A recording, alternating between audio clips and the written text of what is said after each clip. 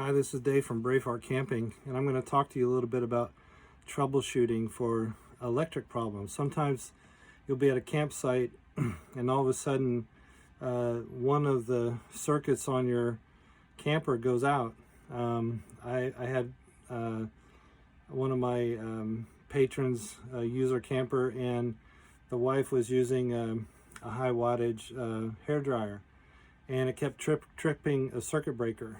And we didn't know exactly what was happening at first, but then after I kind of walked through a few steps, he told me, when it would usually happen. It was when she was using this hair dryer, and it was in the middle of the summer, and the air conditioner was on, and the refrigerator was on, and the water heater was on. So all these different things were drawing electric, and it just tripped one of the breakers. So let me show you where the breaker box is, in case something like that does happen to you. It's just right in the back bedroom, and it's down in the corner. You can see it right here.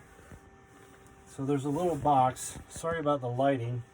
There we go. Maybe that's a little better. So you just hit this top part of the box, and then it'll flip right open. There you can see the breakers. Okay, so one of these little switches here will be flipped over in the middle, and that's usually what happens when you trip one of the breakers. And so you just simply turn it off, then turn it back on. That'll at least get your power back on for you. But then you'll have to do a little bit of troubleshooting as far as like figuring out, okay, what was causing that trip. I had another time where one of my campers, they were at a campsite, and they had gone to the place where the electric was where you hook up to the campsite. You plug in your electric line from the camper into the campsite pole, and they had turned on the 20 amp, the 30 amp, and the 50 amp switch on the pole.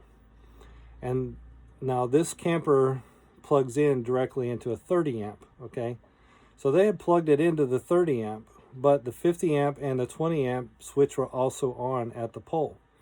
And what was happening was the main breaker kept flipping. And for a while, my wife and I, it was puzzling us as to why that was happening, until we kind of walked through and talked to them about their setup. And then we found out they had all these switches on. And so we said, okay, well, let's try this. Why don't you go back out to the pole and turn off the 50 amp, turn off the 20 amp, just leave the 30 amp on, because that's really all you're using to draw power into the camper. And they did that, and that fixed the problem. So sometimes things are a little tricky. Be honest with you, that particular campsite, that shouldn't have happened. But I think what probably was going on was there was some wiring that was not probably correct at the pole. And so it had to turn off the 50 and the 20 so that it wouldn't overload the 30 amp circuit. Sometimes you run into things like that when you're out at camping and you're at different campsites. So I'm always there. You can always give me a phone call in case you run into some weird situation like that. But those are some different little troubleshooting tips that you can use as you're out camping. So have fun out there. Stay safe. This is Dave from Braveheart Camping.